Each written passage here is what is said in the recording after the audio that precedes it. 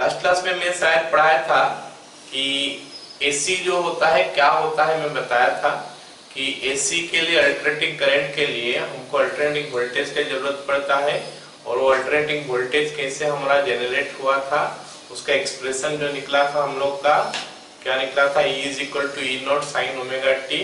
Okay, ये निकला था। उसके बाद हम लोग देखे थे कि अगर एक एक्सी एक सर्किट में फ्लो करता है तो उसका एवरेज करंट कितना होता है, average value of AC, alright ना, या फिर हम लोग उसको मीन वैल्यू ऑफ एसी हम लोग बोलते हैं। कंप्लीट साइकिल के लिए तो उसका वैल्यू 0 हो गया। अगर हम हाफ साइकिल का बात करेंगे तो उसमें उसका वैल्यू आया था कितना, 2 आई नॉट बाई पाई ना, ऐसे कुछ आया था, जो कि यहाँ पे कि आई नॉट हमारा होता है क्या, peak value of the AC. Okay, जिसका वैल्यू निकल के आया था 0.637 आई नॉट, ये हम लोग निकाल दिए थे। आज हम लोग पढ़ते हैं क्या, RMS value of an AC. Okay, तो हेडिंग लिख लो, RMS value of an AC, RMS value of AC. Okay, इसको और भी बहुत कुछ बोलते हैं, और इसको और क्या बोलते हैं, वर्चुअल, या फिर हम लोग इफेक्टिव बोल सकते हैं, वर्चुअल वैल्यू ऑफ एसी या फिर effective value of AC. Okay, तो एक्चुअली जो आरएमएस लिखा हुआ है उसका फुल फॉर्म होता है क्या, रूट मीन स्क्वायर। क्या होता है, रूट मीन स्क्वायर, मतलब स्क्वायर करोगे उसका मीन निकालोगे फिर रूट निकालोगे, तो वो जो मिलेगा that is called RMS value of an AC. Okay, अच्छा, ये आरएमएस वैल्यू का तो डेफिनेशन तो ऐसे हो गया सिंपल कि square root of the mean of the square of the current, alright, in a complete cycle. हम इसको कंप्लीट साइकिल बोल सकते हैं। इसका एक दूसरा डेफिनेशन है क्या, कि RMS value of an AC is that steady value of DC which will send the which will produce the same amount of heat as produced by the AC in that time period।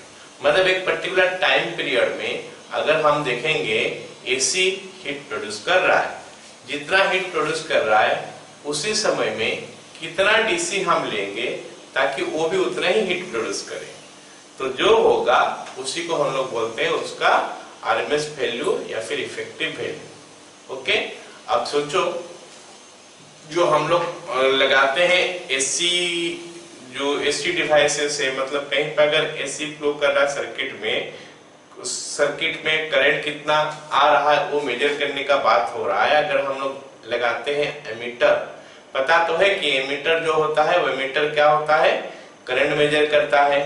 तो अगर हम ammeter को लगा दें तो देखो वो ammeter में क्या होगा, जैसे पॉइंटर एक को लगाए, वो एमीटर लगाए तो एमीटर में जो पॉइंटर होगा वो पॉइंटर क्या करेगा, जैसे कुछ सेकंड के लिए, मतलब करंट तो वेरी करता है तो ऐसे जाएगा, फिर और वेरी बढ़ते जाएगा, फिर उसके बाद क्या होगा, करंट कम होते होते जाएगा, 0 में आएगा, फिर हमारा इधर भी आएगा, क्या नेगेटिव की तरफ भी आएगा।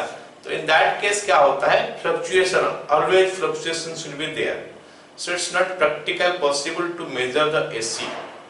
तो in that case हम लोग उस टाइप का कोई भी इंस्ट्रूमेंट नहीं लगाते हैं जिसमें वो करंट उस हिसाब से कैलिब्रेट, मतलब ऐसे अगर हम लोग डीसी का बात करेंगे, डीसी में तो कैलिब्रेशन ऐसे होता है कि करंट जैसे जाता है जितना मैग्नीट्यूड का उतना मैग्नीट्यूड का वो डिफ्लेक्शन करता है। एसी में वो नहीं कर सकते हैं क्योंकि एसी में करंट हमेशा वेरी करता है।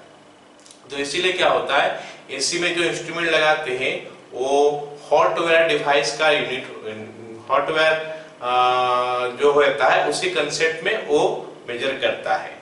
तो मान लेते हैं एसी लगाए तो उस हिसाब से कितना हीट जनरेट होगा, अगर डीसी होता तो कितना हीट जनरेट करता, तो उस हिसाब से उसको कैलिब्रेटेड किया जाता है एंड अकॉर्डिंगली वो करंट मेजर करता है। इसका मतलब है कि एसी सर्किट में हम जो लगाते हैं और उसमें से जो करंट मेजरमेंट होता है या फिर वोल्टेज मेजरमेंट होता है वो उसका क्या नाम है, उसका वैल्यू बोलने से क्या वैल्यू होता है, इफेक्टिव वैल्यू होता है या फिर उसका आरएमएस वैल्यू होता है। ठीक है, चलो डेफिनेशन के हिसाब से हम उसका एक्सप्रेशन निकालते हैं क्या होता है, ठीक है। लिख लो RMS value of an AC, alright. It is the square root of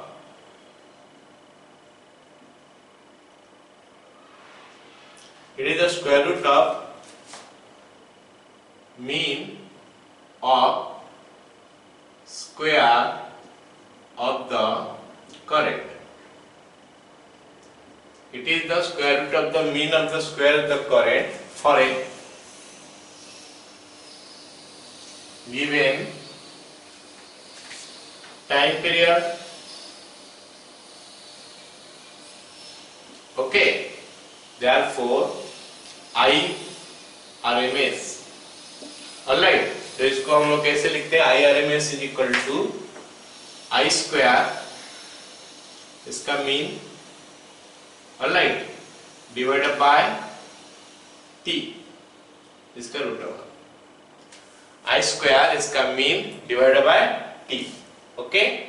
तो इसको कैसे निकालते हैं, बाय टी करने से ये आता है, ठीक है। तो ये हो गया हमारा I square into D t, integration from 0 से t divided by dt integration from 0 to t। This is just a definition IRMS का।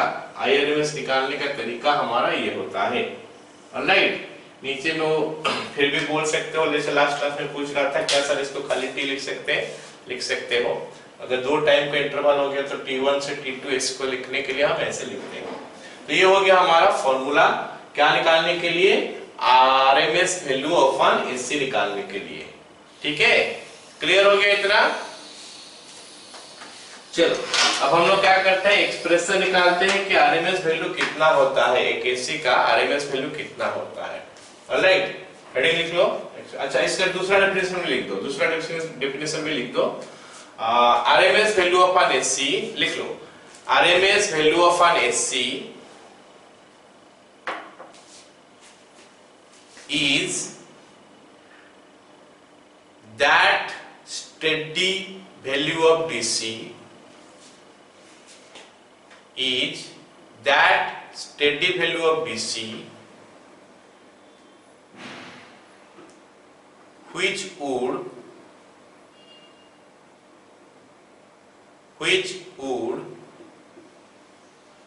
produce the same amount of heat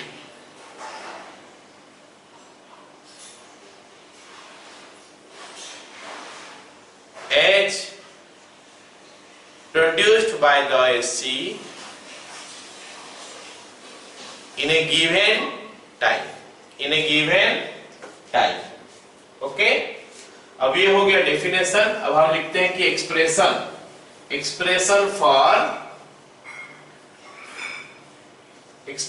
for RMS value of an AC। Heading लिख लो, expression for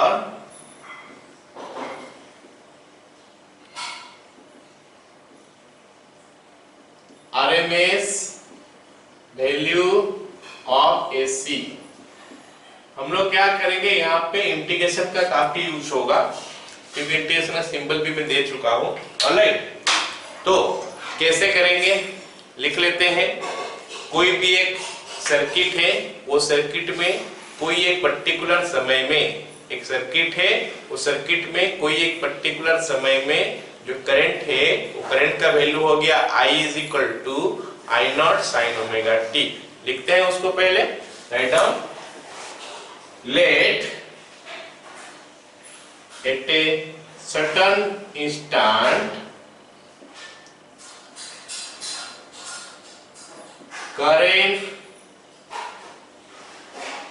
in a circuit is I is equal to I naught sin omega t, okay. तो अब हम इसका क्या निकालेंगे, RMS value निकालेंगे।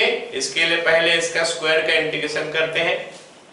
Therefore I square dt is equal to, या फिर सीधा लिख लेते हैं definition. So IRMS is equal to I square dt integration from 0 to t is equal to dt integration from 0 to t इसका रूट ओवर, या फिर रूट ओवर हम लास्ट लाइन में दे देंगे। यहाँ पे पहले IRMS का स्क्वायर निकाल देते हैं। IRMS का square is equal to this value. Okay, that is equal to कितना हो जाएगा, इज इक्वल टू 0 से t है, आई स्क्वायर का वैल्यू कितना हो जाएगा, I not square sine square omega t into D T 0 से लेकर t whole divided by dt का इंटीग्रेशन तो t होता है 0 से लेकर t। ओके ना, कितना हो गया सबका, समझ में आया इतना, राइट। चलो आगे क्या होता है देखते हैं। इज इक्वल टू, इसका भी हमको इंटीग्रेशन निकालना पड़ेगा। ये जो देख रहे हैं हम लोग इंटीग्रांड आई naught sign square omega T, इसमें क्या हो गया बताओ, t is variable, I naught is constant, तो आई नॉट को मैं बाहर कर देता हूँ। आई नॉट को बाहर करने का बाद हमारे पास बचेगा sign square omega T into D T. तो क्या कोई बता सकता है कि साइन स्क्वायर ओमेगा टी का इंटीग्रेशन कितना होना चाहिए, कैसे निकालेंगे?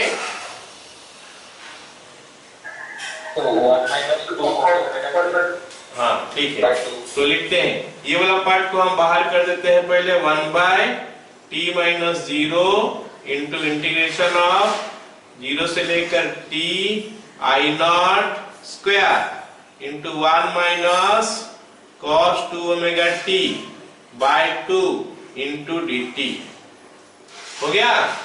अब ये आई नॉट स्क्वायर भी बाहर आ जाएगा, तो हमको कुछ ऐसा मिलने लगेगा अभी, is equal to Y not square by T into इसका इंटीग्रेशन निकालेंगे अभी, 2 भी है, 2 भी बाहर आ गया, 2t हो गया। ये इसका इंटीग्रेशन निकालेंगे तो क्या होगा देखते हैं, बताओ।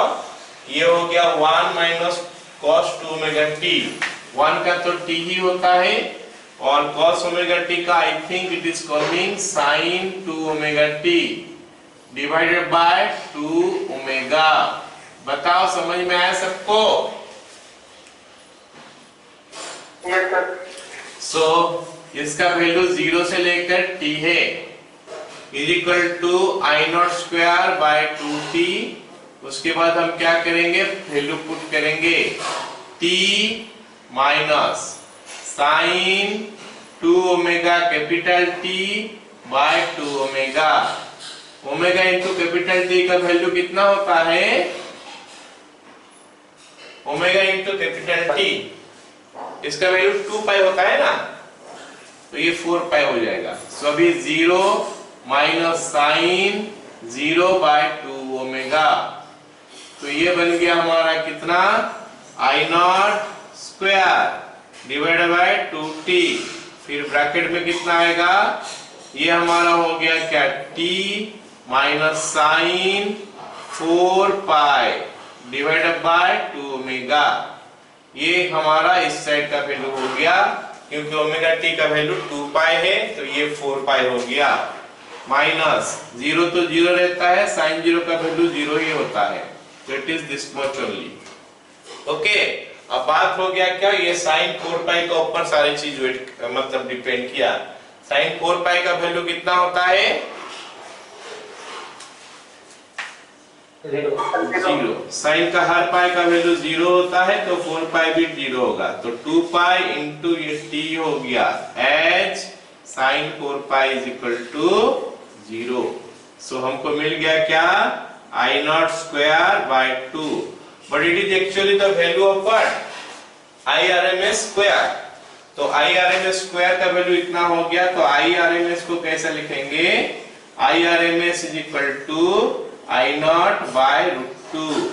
1 बाय रूट 2 का वैल्यू होता है 0.707, तो 0.707 इंटू आई नॉट, ये हो गया हमारा IRMS का वैल्यू। ओके, ठीक है।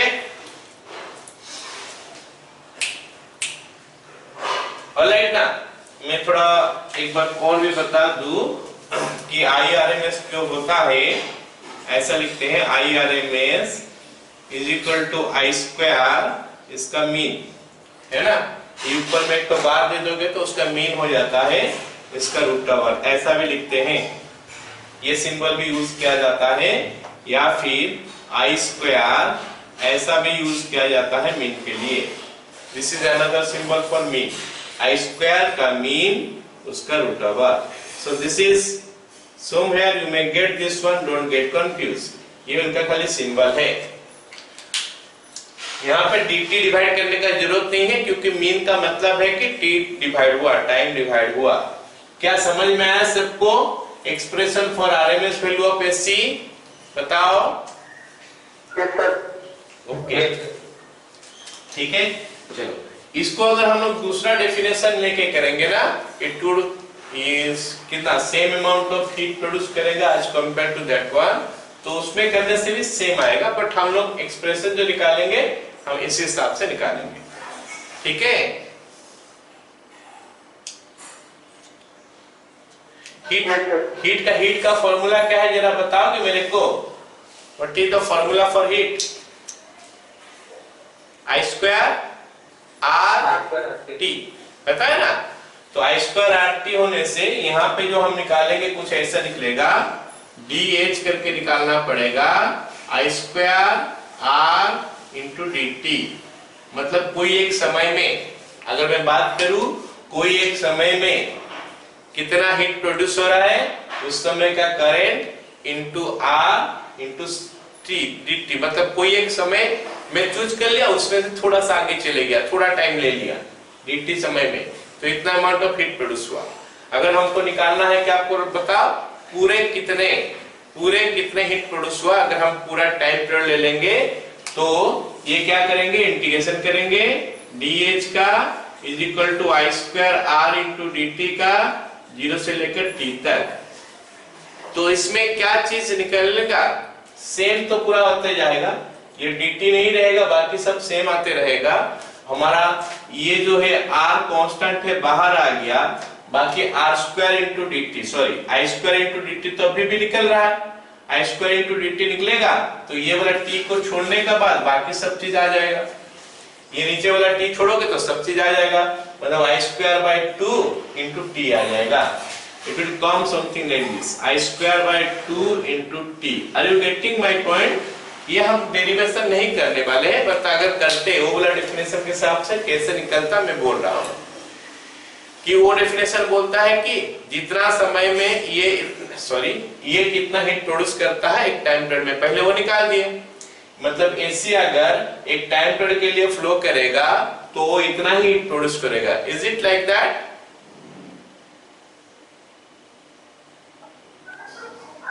ओके, तो मान लेते ये कुछ 100 कैलोरी हो गया, 100 कैलोरी हो गया, तो अगर T समय में हमारा DC फ्लो करता, T समय में अगर DC फ्लो करता, कितना DC फ्लो करता ताकि फिर से वो 100 कैलोरी दे दे, तो वो DC को मैं मान लेता हूं IDC का स्क्वायर इंटू R, क्योंकि वहां पे करंट कांस्टेंट होता है, सीधा हम यही लिखेंगे IDC का square into R into DT, R into T, current constant है ना, तो ये भी कितना कैलोरी हीट प्रोड्यूस करेगा, 100 कैलोरी। इस समय ये DC का जो वैल्यू होगा उसी को ही RMS वैल्यू बोलेंगे, क्योंकि ये DC T समय के लिए फ्लो किया तो 100 कैलोरी प्रोड्यूस किया, और T समय के लिए AC फ्लो करता है तो 100 कैलोरी प्रोड्यूस करता है। इसका मतलब ये राइट हैंड साइड दोनों का सेम होना चाहिए। क्या वही होना चाहिए? तो दोनों का अगर राइट हैंड साइड सेम होना चाहिए तो हमको क्या मिलेगा फिर, IDC का square R into T is equal to R into I not का स्क्वायर बाय 2 इंटू T। तो T के साथ T कट गया, R के साथ R कट गया, IDC का वैल्यू क्या हो जाएगा फिर से I not by √2, and it is coming the same thing as that one. आया समझ में क्या करो तुम लोग? अच्छा IRMS हो गया I not by root 2 into 0.707 I not. मैं पूछ रहा हूं अभी, मेरे को थोड़ा बता दो ताकि मैं आगे बढ़ पाऊं। मेरे को बताओ I is equal to sorry E is equal to E not sine omega T. ये इसके बारे में तुम लोग को आइडिया हो रहा है कि ये हो गया एसी का वोल्टेज। अगर मैं करंट कहीं पे फ्लो कर करंट देखता हूं तो I not sine omega T. And what is this, ये हो गया क्या एसी करंट का क्या वैल्यू इसको बोलते हैं बताओ? व्हाट वी से दिस एसी करंट का इंस्टैन्टेनियस वैल्यू। इंस्टैन्टेनियस, हाँ, this is instantaneous value of AC current. अगर कोई सर्किट में एसी करंट फ्लो करता है, वो सर्किट का हम लोग एवरेज वैल्यू जानना चाहते हैं और इंस्टैन्टेनियस वैल्यू जानना चाहते हैं, आरएमएस वैल्यू जानना चाहते हैं। अब मैंने को बता दो कि एवरेज वैल्यू ऑफ एसी कितना होता है। What is the formula for average value of AC? 0.637 I not, 2 I not by pi या फिर 0.637 I नॉट। ये एवरेज वैल्यू ऑफ एसी है। खाली हम एवरेज वैल्यू बोलने से क्या डिफाइन हो गया? ये सही बात है क्या?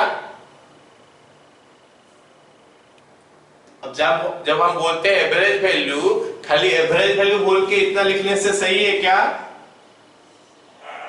हाँ कि ना बोलो?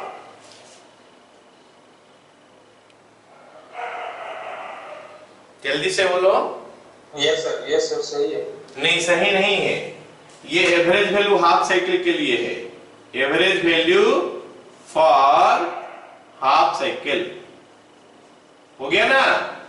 याद रखना है इसको। ये एवरेज वैल्यू ऑफ एसी बोलने से हाफ साइकिल के लिए इतना होता है। अगर मैं आई एवरेज बोलूंगा कंप्लीट साइकिल के लिए 0 हो जाता है। समझा? कंप्लीट साइकिल के लिए ये 0 हो जाता है। पता चला क्या? Yes sir. अच्छा, इसका डेरिवेशन हम कैसे निकाले थे याद आ रहा है? आई ए भी कैसे निकाले थे? आई डी टी का इंटीग्रेशन 0 से लेकर t/2 तक, dt का इंटीग्रेशन 0 से लेकर t/2 तक। याद आ रहा है? चलो, अब हम लोग अभी पढ़ रहे हैं क्या?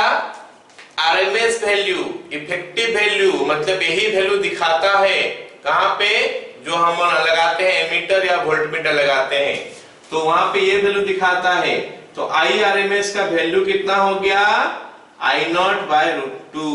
तो ये हमारा 0.707। क्या ये हाफ साइकिल के लिए है?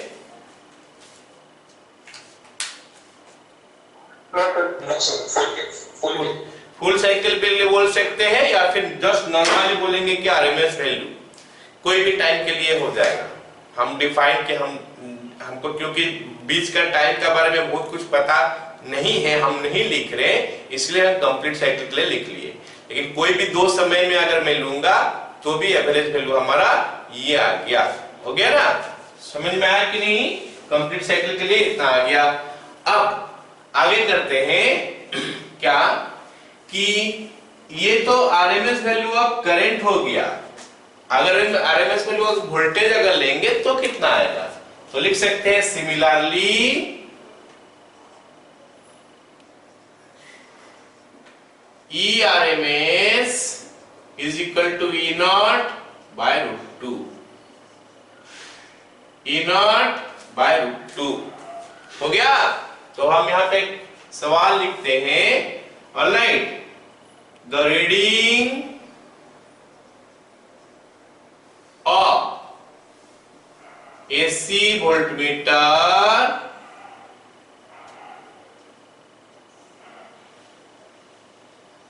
is its RMS or instantaneous or average value। Okay, पहले the reading of AC voltmeter is RMS और इंस्टेंटेनियस और एवरेज वैल्यू। इसका आंसर होगा क्या? RMS value. ओके, ये इसका आंसर हो गया। अब अगर मैं दूसरा क्वेश्चन पूछता हूं, हो गया ना, दूसरा क्वेश्चन लिख सकते हैं, व्हिच इज मोर डेंजरियस,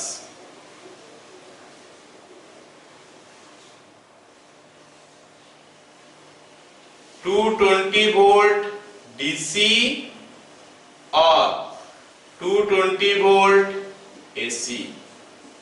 अब सवाल आगरा हो गया क्या कि 220 वोल्ट डीसी ज्यादा डेंजरियस है या 220 वोल्ट एसी ज्यादा डेंजरियस है?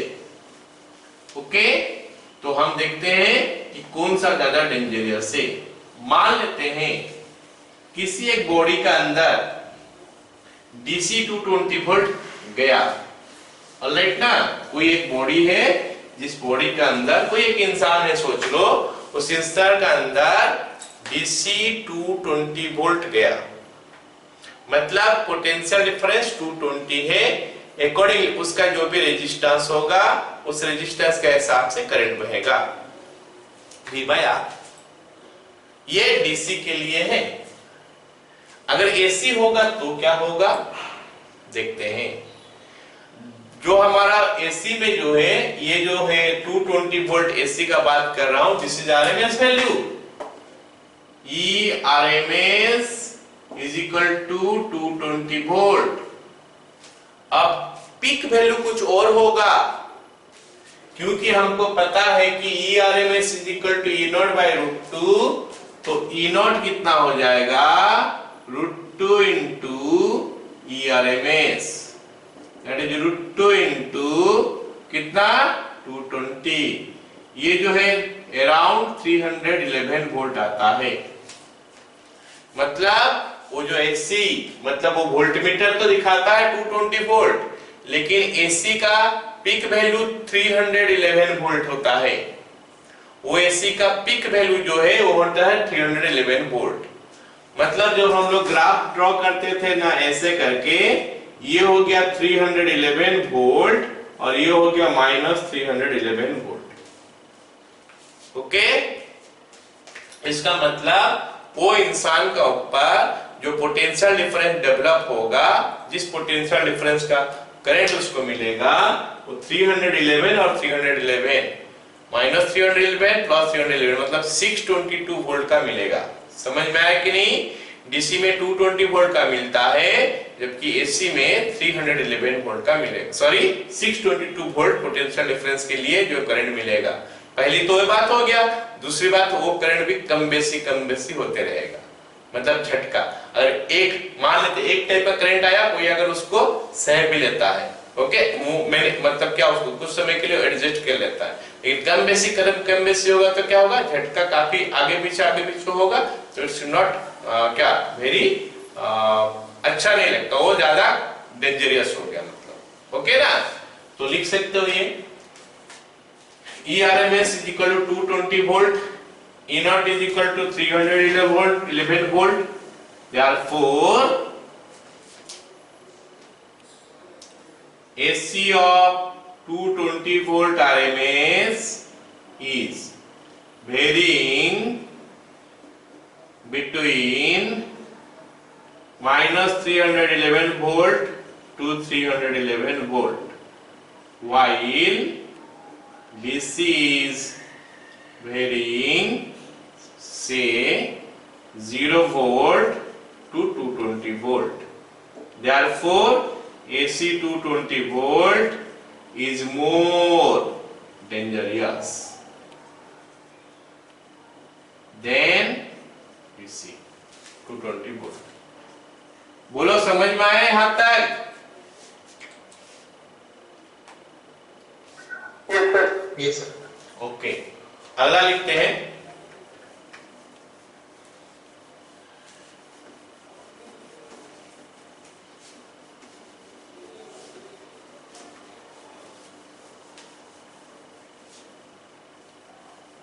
रेडी, लिखो।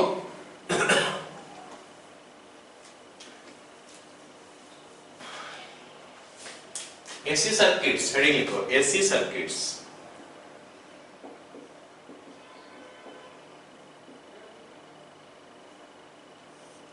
ऑलराइट, तो अभी बात हो गया क्या, जो हम लोग एसी फ्लो कर रहा है एक सर्किट में, वो सर्किट किस किस टाइप का हो सकता है।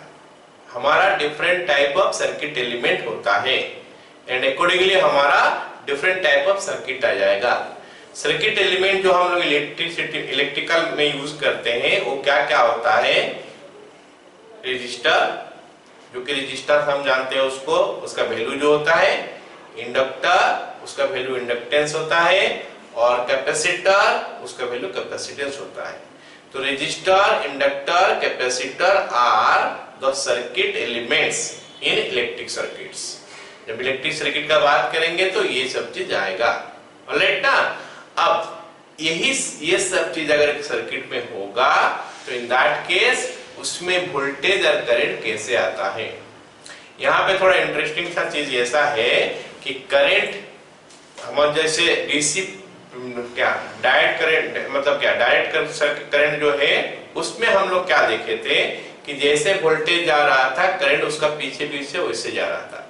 वोल्टेज जीरो तो करंट जीरो, वोल्टेज कुछ वैल्यू आया तो करंट उस हिसाब से आया, एक्सेट्रा एक्सेट्रा।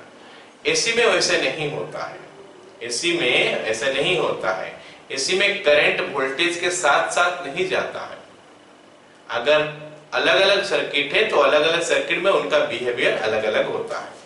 तो यही चीज हमको यहाँ पे स्टडी करना है।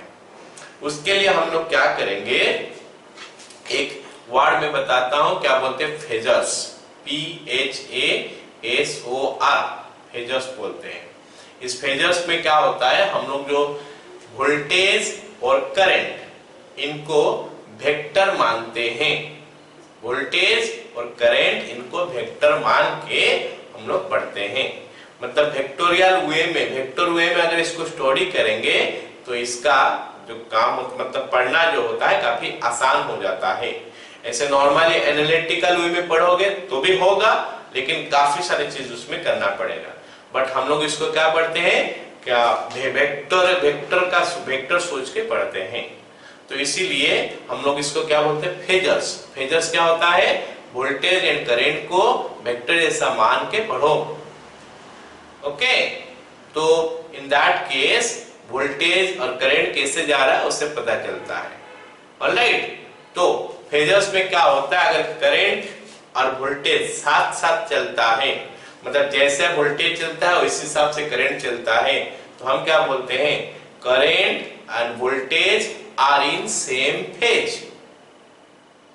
अगर करंट वोल्टेज से पहले हो गया, होता भी है कैपेसिटिव सर्किट में, अगर करंट वोल्टेज से पहले शुरू हो गया, मतलब वोल्टेज जीरो है फिर भी करंट वहां पे है, तो इन दैट केस हम क्या बोलते हैं, current is leading the voltage by, जितना भी एंगल वहां पे होगा, current is leading the voltage by this phase angle. क्या बोलते हैं, current is leading the voltage by this phase angle, या फिर उल्टा बोलते हैं, voltage is lagging the current by this phase angle. Just like that, अगर करंट बाद में शुरू हो रहा है, वोल्टेज जीरो नहीं, वोल्टेज कुछ वैल्यू है लेकिन करंट उसमें नहीं है, कुछ देर का बाद वोल्टेज का कुछ वैल्यू के बाद आता है करंट, इन दैट केस हम लोग उसको बोलते हैं क्या, current is lagging the voltage by some phase angle, या फिर current is voltage is leading the current by some phase angle. ये बात समझ में आया मैं जो बताया अभी? Yes sir. हाँ, तो करंट और वोल्टेज को हम वेक्टर जैसा मानेंगे और नाम उनका होगा क्या, फेजर। और उनको जब ग्राफिकली रिप्रेजेंट करेंगे उसको बोलते हैं phasor diagram. Okay, current voltage same नहीं जाता, हमको दिखाई देगा, हम एक्सप्रेशन पढ़ेंगे वहां पे देखेंगे कि करंट आगे पीछे हो रहा है, एक्सेट्रा एक्सेट्रा। ठीक है, चलो अब हमारा हो गया क्या, द ऑपोजिशन टू करंट। करंट को जो अपोज करता है वो अभी तक हम लोग पढ़ते आ रहे हैं, क्या बोलते हैं उसको, जो करंट को जो अपोज करता है कंडक्टर में उसको क्या बोलते हैं, रेजिस्टेंस। ओके, हाँ, रेजिस्टेंस उसका वैल्यू होता है। रेजिस्टेंस जो है करंट को अपोज करता है। ओके, अब हमारा करंट को जो अपोज करेगा उस डिपेंड करेगा सर्किट का ऊपर, उसके हिसाब से उसका नाम दिया जाएगा। अगर रेजिस्टिव सर्किट है जहां के खाली रेजिस्टर लगता है तो हम उसको रेजिस्टर ही बोलेंगे, रेजिस्टेंस ही बोलेंगे। अगर वो खाली इंडक्टिव सर्किट है, मतलब खाली इंडक्टर जहां पे लगा है, उसको हम लोग बोलेंगे क्या, इंडक्टिव रिएक्टेंस। क्या बोलेंगे, रिएक्टेंस। और उसका नाम हो गया कैपिटल एक्स का नाम से नाम देते हैं, और इंडक्टिव होगा तो एल लगा देते हैं। ऐसे ही अगर कैपेसिटर के में जो रेजिस्टेंस देखते हैं हम उसको बोलते हैं क्या, कैपेसिटिव रिएक्टेंस। हो गया। अच्छा, अगर हमारा दूसरा सर्किट सोल्व हो गया जहां पे रेजिस्टेंस इंडक्टर लगता है तो उसको हम लोग बोलते हैं क्या, क्या बोलते हैं, रिएक्टेंस बोले ना इसको। ओके, तो उसको हम लोग रिएक्टेंस ही बोलते हैं। ऑलराइट, लेकिन यहाँ पे जो इंडक्टिव रिएक्टेंस कैपेसिटिव रिएक्टेंस बोल रहे थे वहां पे जस्ट नॉर्मली बोलते हैं। ऑलराइट, तो वो डिस्कस करेंगे हम लोग। अब कैसे ये होता है हम लोग उसका स्टोरी करने वाले हैं। ठीक है, लिखो, हेडिंग लिखो, ऐसे सर्किट्स। पहले number 1, circuit containing resistor only. Circuit containing resistor only. अभी जो शुरू में जो पढ़ेंगे पहले 3 सर्किट हम लोग क्या पढ़ेंगे, resistor only, capacitor only, inductor only.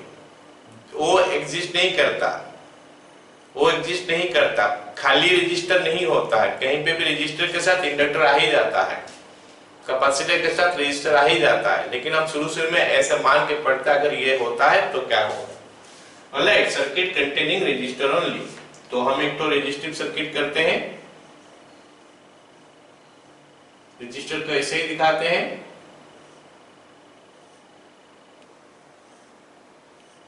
अब यहाँ पे डीसी नहीं लगा रहे, एसी लगा रहे, तो एसी दिखाने का सिंबल क्या होता है, एक तो गोल कर देते हैं और उसमें ऐसा सिंबल देते हैं, क्योंकि हम लोग साइनोसॉइडल वेव लेंगे तो हमारा ऐसे हो गया, E is equal to E not sine omega T, और ये हो गया हमारा R। ओके, एक्चुअली में एसी सर्किट में करंट का डायरेक्शन हम नहीं दिखा सकते हैं, ऐसा मैं नहीं दिखा सकता, ये I है, I can show, बिकॉज क्या होता है, करंट ऐसे भी जाता है, ऐसे भी जाता है, मतलब इधर भी जाता है, कुछ देर के बाद इधर भी जाता है, तो हम दिखा नहीं सकते हैं।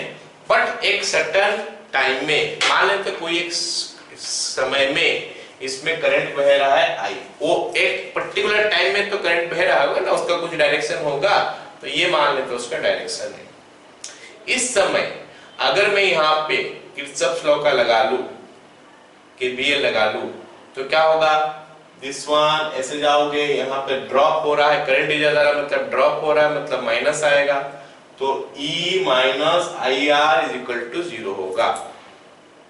आ रहा समझ में कि नहीं। अगर यहाँ पे मैं KVL लगाऊं, ये तो इंस्टैन्टेनियस करंट, सॉरी ये तो इंस्टैन्टेनियस वोल्टेज है, इतना वोल्टेज लगाया मतलब t समय में देख रहा हूं तो इंस्टैन्टेनियस वोल्टेज है, तो E इज इक्वल टू उस समय में जो वोल्टेज होगा और उसके लिए जो करंट जा रहा होगा, यहाँ पे पोटेंशियल ड्रॉप हो रहा होगा, तो E minus IR is equal to, और तो कोई एलिमेंट नहीं है तो 0 हो जाएगा। अगर मैं KVL लगाऊं तो E minus IR is equal to 0, तो E is equal to I into R, तो I is equal to E by R। E का वैल्यू हमारा है कितना, E not sine omega t by R, तो ये हो गया क्या, E not by R into sine omega t, तो I is equal to I not sine omega t। तो ये हमारा करंट के लिए फॉर्मूला निकल के आ गया। इसका मतलब है कि अगर हम खाली रेजिस्टिव सर्किट लेंगे, उसमें वोल्टेज जैसा ही करंट जा रहा है, वोल्टेज हम ऐसे लगाए E is equal to E not sine omega t, current भी उसी हिसाब से जा रहा है। अगर मैं इसका ग्राफ ड्रॉ करूं तो ग्राफ कुछ ऐसा आना चाहिए। ये मान लेते हैं वोल्टेज का ग्राफ है, this is the graph for voltage. Okay, ये टी हो गया, ये हमारा 0 है, ये ई नॉट है, और ये हमारा माइनस ई नॉट है, माइनस ई नॉट, और this is your E not. ये वोल्टेज के लिए ग्राफ बन गया। अगर मैं इसमें क्या बोलता हूं, करंट भी दिखाता हूं, तो करंट कैसे होगा, सेम वे में तो फॉलो कर रहा है, खाली थोड़ा नीचे आना चाहिए, कम हो जाएगा ना वैल्यू।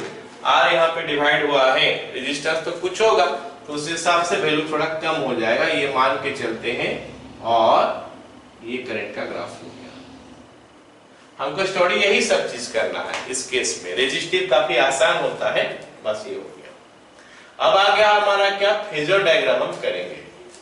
वोल्टेज एंड करंट का फेजर डायग्राम करेंगे। वोल्टेज को भी फेजर वेक्टर मानते हैं, करंट को भी वेक्टर मानते हैं, तो ये हमारा फेजर डायग्राम होगा। ओके, ये हमारा क्या हो गया, टी, ये हमारा V भी लिखता हूं, E भी लिखता हूं, और I भी लिखता हूं। हम V भी कर सकते हैं इसको, कोई बात नहीं, E is equal to V not भी लिख सकते हैं, V is equal to V not भी कर सकते हैं। तो ये जो हो गया ना हमारा E not, this is your E not. Alright, कोई एक पर्टिकुलर समय का बात चल रहा था, उस पर्टिकुलर समय में वो कितना एंगल किया था, ओमेगा टी एंगल किया था, तो यहां से घूम के यहां तक हम पहुंच गए, ये वैल्यू हो गया omega T, this value is omega T. So see this is your E not, ये E नॉट है। अच्छा, अगर मैं इसको ऐसे करके ड्रॉप कर लूं परपेंडिकुलर ऐसे करके, तो what should be this value, बताओ। इस समय ये टाइम हो गया, इस समय जो करंट है वो करंट का वैल्यू कितना हो गया बताओ, हाँ, ये हो गया E not sine omega T, E not sine omega T, ये वाला वैल्यू। ऑलराइट, अब I के लिए हम देखेंगे तो I कहां पे आएगा, I will come somewhere here, I not in fact, ये हमारा I नॉट है। ओके, ऑलराइट, तो अब इसमें हम देखेंगे तो यहां पे हमारा जो करंट आता है इस समय I not sine omega T. बताओ समझ में आया सबको। ये जो मैं बोला phasor diagram, this is called phasor diagram, जहां पे कि हम वेक्टर का हिसाब से दिखाते हैं। ये वेक्टर डायग्राम, फेजर डायग्राम जो है सबको समझ में आया कि नहीं? Yes sir. चलो फिर जल्दी से लिख लो। हाँ बोलो सर। वो जो सर्कल जो हुआ है सर, वो क्या है, device sir equal to not sine omega T के ऊपर जो, हाँ, ये बोला ना, यस सर। ठीक है, बता रहा हूं। ये चीज जो दिखाता है, व्हाट डज इट मीन, ये क्या चीज है? तो बैटरी कनेक्ट, बैटरी कनेक्ट है। ये बैटरी कनेक्ट है, या फिर डीसी वोल्टेज के लिए हम ऐसे दिखाते हैं। ये डीसी वोल्टेज का सिंबल है, मतलब सप्लाई जो हो रहा है। ऐसे ही एसी के लिए ये होता है, एसी वोल्टेज के लिए। बोलो समझ में आया? एसी का जो होता है कुछ ऐसा होता है ना, एसी का हमारा वोल्टेज ऐसा आता है कि नहीं, sine wave, voltage is sine wave की नहीं? Yes sir. तो ये गोल के अंदर हम साइन वेव भी किए हैं, इसके अंदर जो हम लोग ये किए हैं, ये हमारा साइन वेव भी है। पता चला? ये डीसी वोल्टेज के लिए, एसी वोल्टेज के लिए, मतलब ये सप्लाई है, this is the supply. Okay, और ये इंस्टेंटेनियस करंट हम दिखा नहीं सकते एसी सर्किट में, लेकिन मैं पढ़ा रहा हूं और बता रहा हूं कि इंस्टेंटेनियस वो एक समय के बाद कर रहा हूं। ठीक है, तो फटाफट इसको करो। ये जो सर्किट है ड्रॉ करो पहले से, जल्दी से। Alright,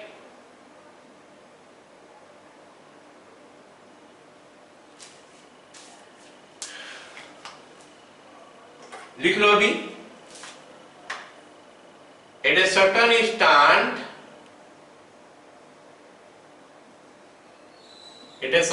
instant, of time current in the circuit is I. At a certain instant, current in the circuit is I. Applying KVL to the circuit, तो यहां से यहां तक लिख लो. Applying KVL to the circuit, लिख लो. खत्म.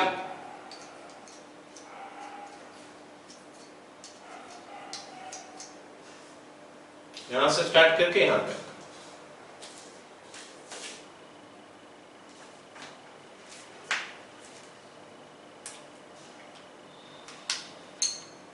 ये बोला हो गया हमारा पहला part. I is equal to I naught sin ये सब हो omega t. गया। बाकी सबका हुआ. Yes, sir. चलो अब इसके बाद यहाँ पे हेडिंग लिख लेना ग्राफ. उसका नीचे ये कर लेना. ग्राफ करके यहां तक कर लेना. ये वाला ग्राफ.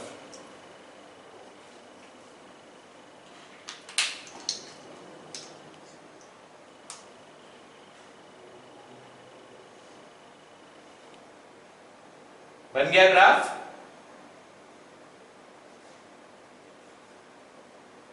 Yes sir. ओके. उसका नीचे फेजर डायग्राम करके ये करना. ये फेजर डायग्राम है. PHASOR phasor diagram.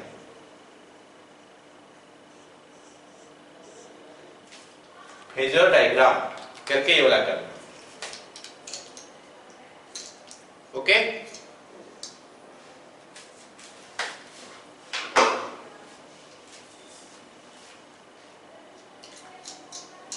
खत्म हो गया सबका. Yes, sir. उसके बाद एक टेबल ड्रॉ करो. फिर हम उसमें से कुछ कंक्लूजन ड्रॉ करेंगे.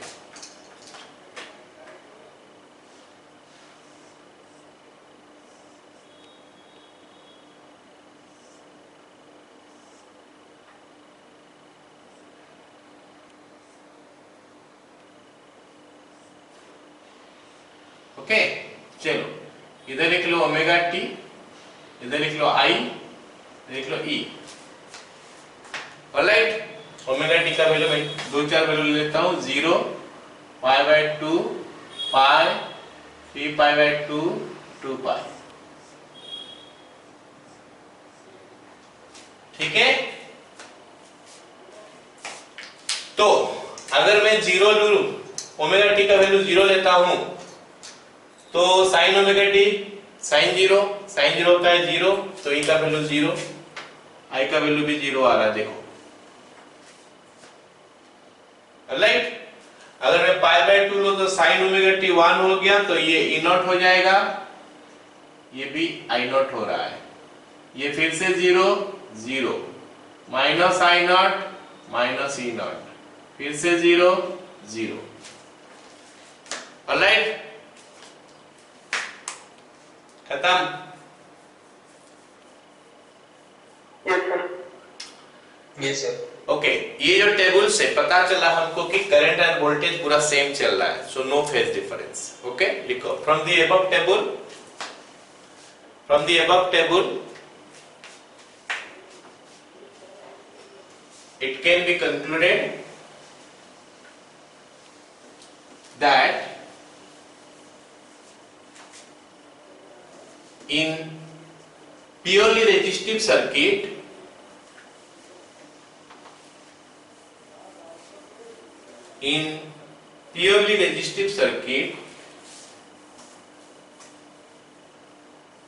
voltage and current are in phase. In same phase भी लिख सकते हैं. ऑलराइट. अब हेडिंग लिख लो. Purely inductive circuit. Purely inductive circuit. मतलब हेडिंग लिखोगे AC through purely inductive circuit, AC through purely inductive circuit. Okay, तो ये हेडिंग रहेगा। अच्छा, मैं थोड़ा बता दूं, भूल गया बताना। ऐसे हम क्या करते हैं, रेजिस्टेंस को दिखाते हैं, है ना। ये हमारा इंडक्टर और ये हमारा कैपेसिटर है। ये रेजिस्टेंस का सिंबल है, ये इंडक्टर का सिंबल है, ये कैपेसिटर का सिंबल है। ये सिंबल हम देखे हैं जब हम लोग पढ़ रहे थे, क्या नाम है उसका, म्यूचुअल इंडक्टेंस, सेल्फ इंडक्टेंस, उस समय दिखाया था मैं। ऑलराइट, तो हम देखते हैं अभी एक इंडक्टिव सर्किट में कैसे करंट और वोल्टेज का रिलेशन है। ये हमारा एक इंडक्टर सर्किट है, प्योरली इंडक्टिव बोल रहे हैं। ऐसा तो दुनिया में हो नहीं सकता। ये वायर है, इंडक्टर जो वायर से बनता है, वायर मतलब उसका कुछ रेजिस्टेंस होता है, वो नहीं बन सकता। लेकिन हम लोग मान के चलते हैं कि प्योरली इंडक्टिव है, तो कैसा बिहेव करता होगा। ये हमारा सप्लाई है, E is equal to E naught sin omega t। Okay, तो यहाँ पे क्या होगा, एक कोई समय के लिए, ऐसे जनरलाइज हम दे नहीं सकते करंट का डायरेक्शन, कोई एक समय के लिए बात कर लेते हैं कि करंट मान लेते हैं ऐसे फ्लो करता है। मान लेते हैं current is flowing like this, that is for a certain instant. बार बार बता रहा हूं कि ये करंट का डायरेक्शन हम नहीं देते एसी सर्किट में। अगर एक पर्टिकुलर समय के लिए समझाने के लिए मैं बता रहा हूं कि अगर ऐसा हुआ तो ये करंट यहाँ पे फ्लो करेगा, एसी है, मतलब करंट हमेशा वेरी करेगा, मतलब di/dt आएगा। करंट देखो, करंट अगर हम यहाँ पे फ्लो करता है, इस जगह में अगर करंट फ्लो करता है और करंट चेंज होता है, मतलब फ्लक्स भी चेंज होगा। इस जगह में क्या होगा, फ्लक्स भी चेंज होगा। फ्लक्स भी चेंज होगा मतलब ईएमएफ भी इंड्यूस होगा। तो जो ईएमएफ इंड्यूस होगा वो होता है, हमको पता है कि -L × di/dt। पढ़े थे ना, phi is equal to L × I, याद है। Yes, sir.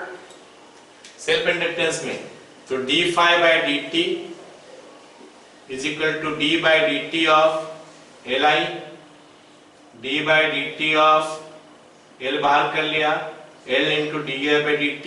तो d∅/dt तो ईएमएफ इंड्यूस्ड है ना, दिस इज -E, तो E का वैल्यू हो गया -L di/dt। अरे बोलो, समझ में आया। Yes, sir. सो हाँ, तो ये जो है ना, इतना ईएमएफ इंड्यूस होता है यहाँ पे। अब बात हो गया क्या, अगर मैं यहाँ पे फिर से लगा दूं, क्या नाम है उसका बताओ, KVL, तो क्या हो गया आएगा, E is equal to, sorry, E हो गया ये इस जगह में, प्लस यहाँ पे जितना ईएमएफ इंड्यूस हुआ E is equal to 0 होना चाहिए, क्योंकि सर्किट में कोई भी एलिमेंट नहीं है। KVL बोलता है कि पूरा घूम के आ जाओगे तो 0 हो जाएगा।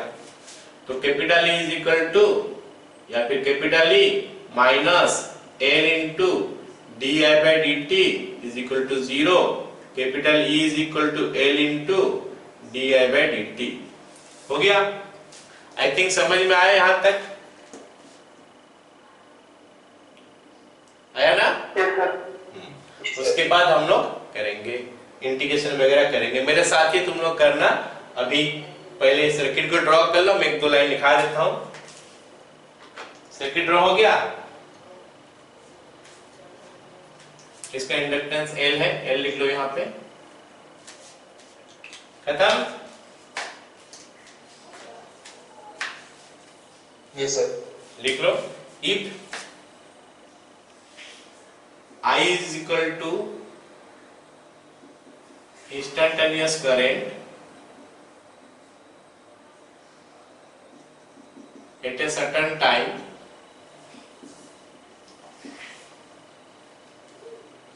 and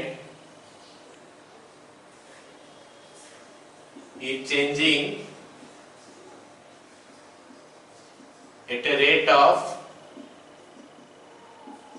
di/dt, then EMF induced E is equal to minus L di by dt.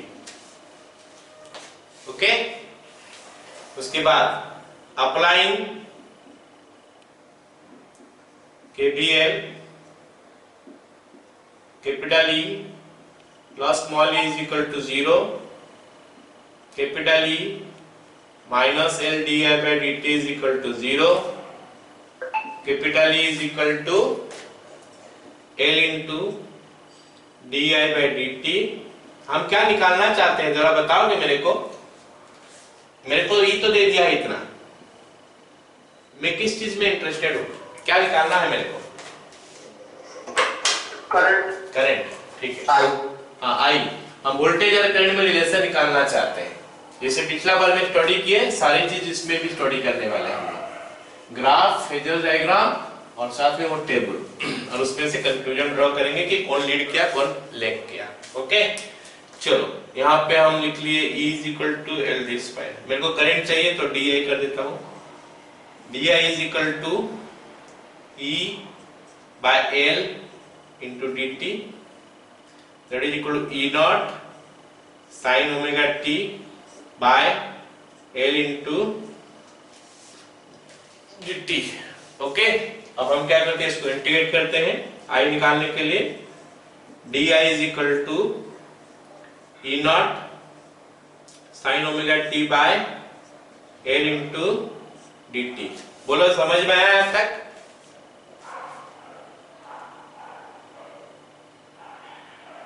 Yes sir. अच्छा, डी आई का इंटीग्रेशन क्या लिखूं मैं? बोलो, डी आई का integration I. Right hand side में बहुत सारे चीज कांस्टेंट है, बाहर निकाल लो उनको। क्या क्या कांस्टेंट है? E नॉट कांस्टेंट है, L कांस्टेंट है। तो E not by L into sine omega T का हो गया minus cos omega T by 2।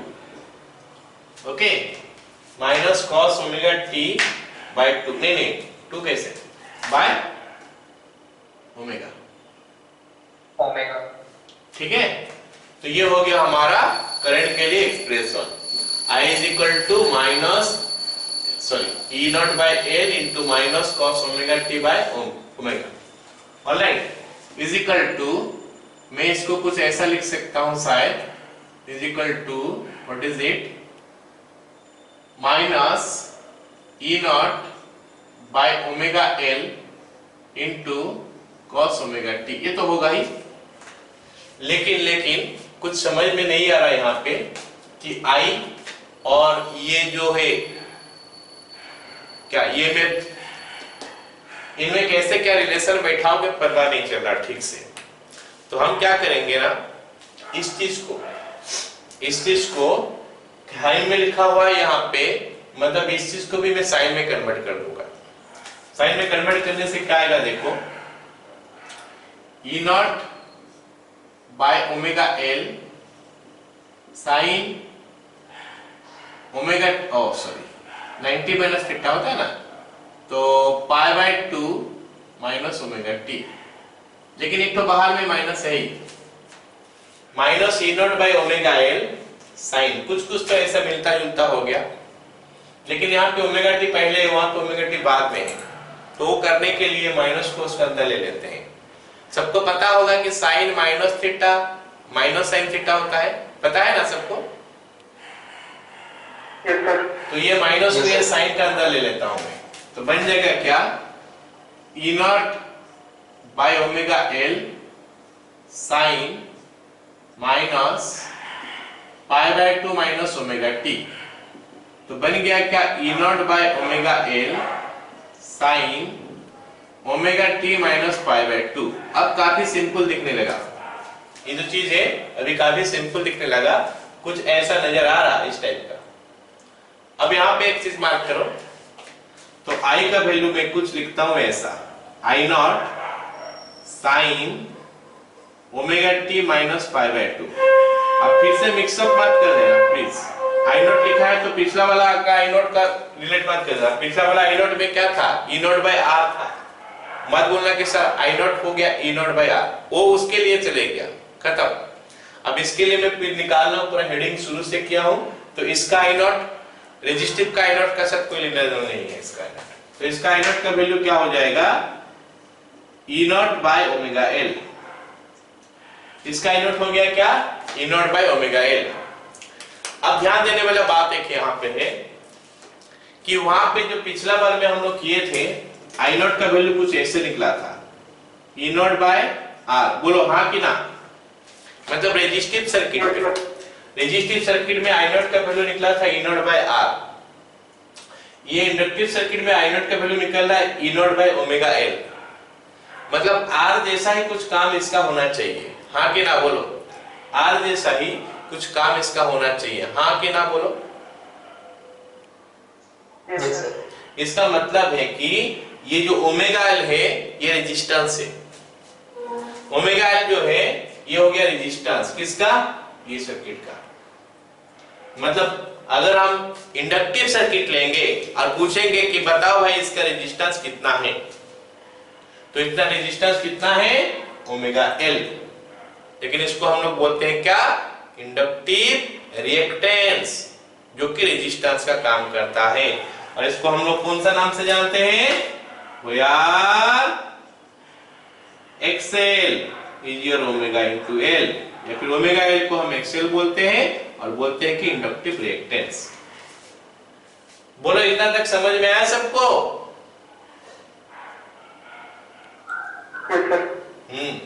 तो कहां तक तुम लोग लिखे हो,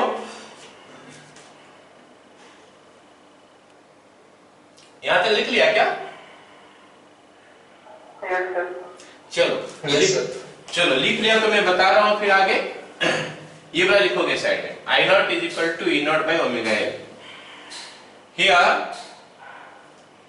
here omega L is called inductive reactance,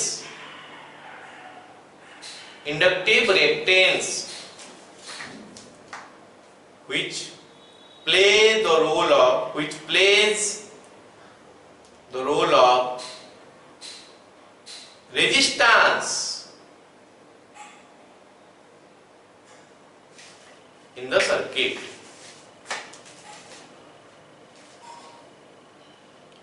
Okay,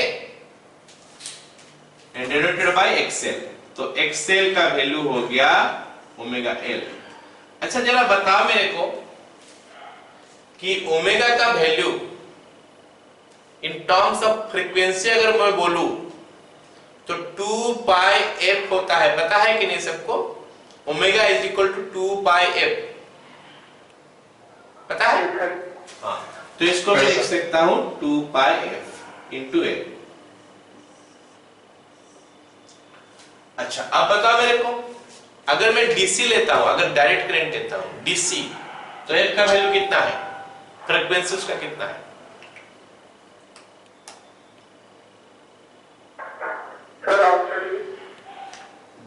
DC जो है, अगर मैं डीसी लूंगा तो डीसी का फ्रीक्वेंसी कितना है,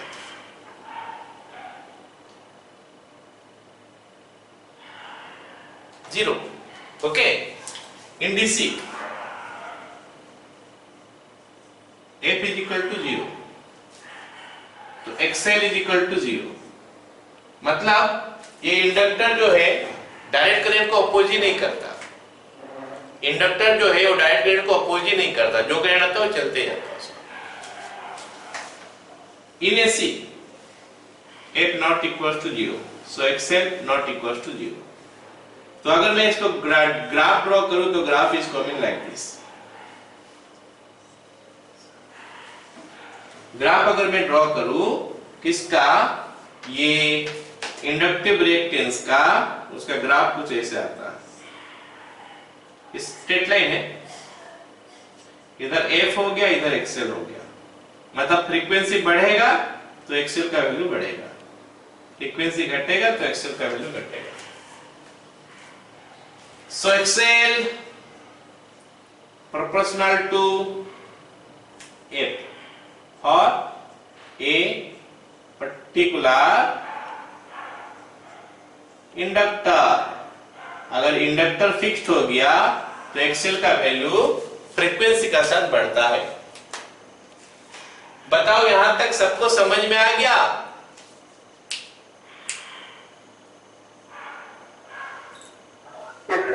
सर हाँ बोलो। सर डीसी में फ्रीक्वेंसी जीरो का मतलब क्या होगा सर? मतलब डीसी में वो हो नहीं रहा है ऐसे और क्या? हमारा फ्रीक्वेंसी का मतलब क्या होता है ये बोला चीज। ये वेव हुआ, ये वेव जो है ये वेव डीसी में हो नहीं रहा है, समझा कि नहीं? डीसी में वेव बन नहीं रहा है ना, तो इसलिए फ्रीक्वेंसी जीरो हो गया।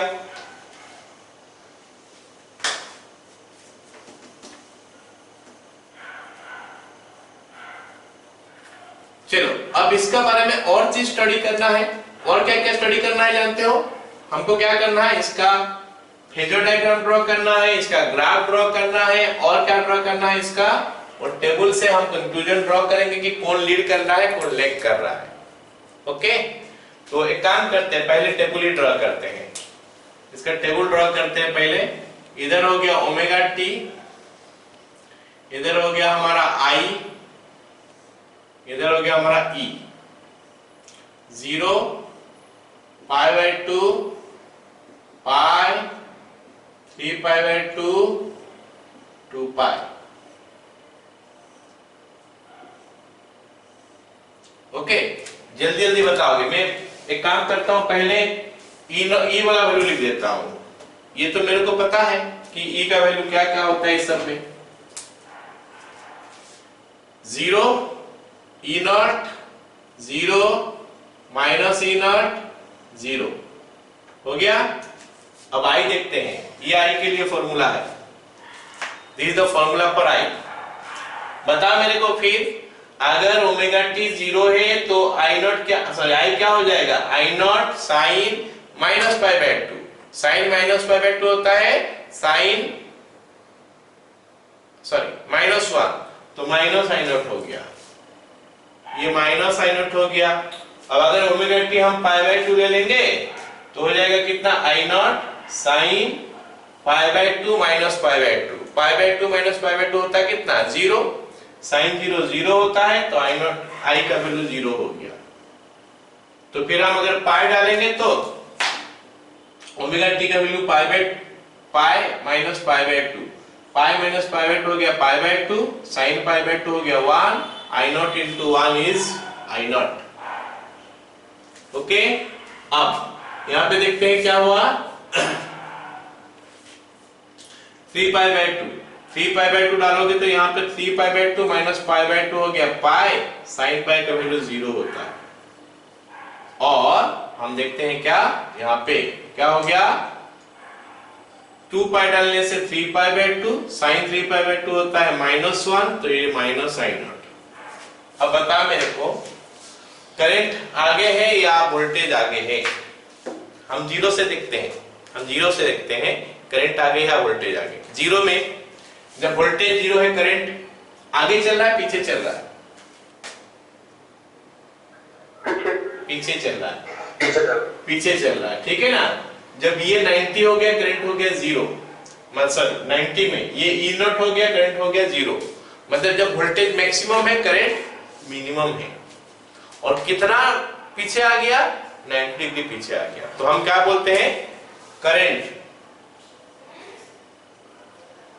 Is lagging voltage by pi by 2। ये हमारा कौन सा सर्किट में हो गया, इंडक्टिव सर्किट में करंट पीछे चलता है। अब देखते हैं कि इसका फेजर कैसे होता है या फिर इसका ग्राफ कैसे होता है।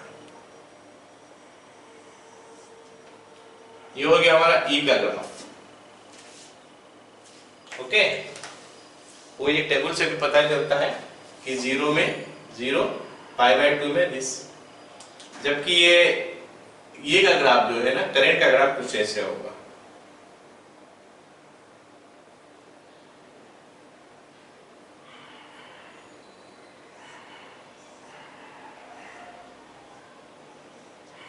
ये करंट का ग्राफ है।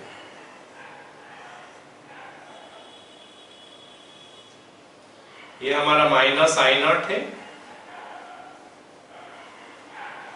ये हमारा आई नॉट हो गया, ये ई नॉट है, माइनस ई नॉट है। बताओ समझ में आया क्या ग्राफ? Yes, sir. ग्राफ जो ड्रॉ किया, ग्राफ समझ में आया? ये करंट का है। अच्छा, और क्या ड्रॉ करना है हमको बोलो? फेजर। इसका फेजर ड्रॉ करते हैं।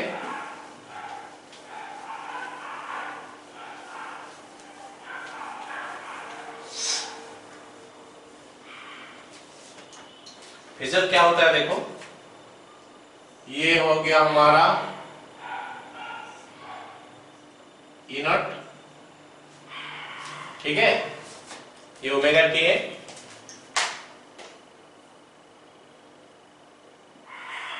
ओके। अब बताओ करंट जो है ना इसका पीछे है, इसका पीछे है मतलब क्या रहेगा? इस लाइन का नीचे रहेगा, इस लाइन का ऊपर रहेगा। ये लाइन का नीचे रहेगा, तो लाइन का नीचे रहेगा तो कहां रहेगा जानते हो? कुछ ऐसा होना चाहिए, इसको 90 डिग्री करेगा। ओमेगा टी ये है माइनस 90 डिग्री, ये जो है हमारा ई नॉट आ गया, सॉरी क्या आई नॉट। छोटा करना है हमको थोड़ा, ऑलराइट। और ये एंगल जो दिखा रहे हो, ये एंगल हमारा 90 डिग्री दिखना चाहिए।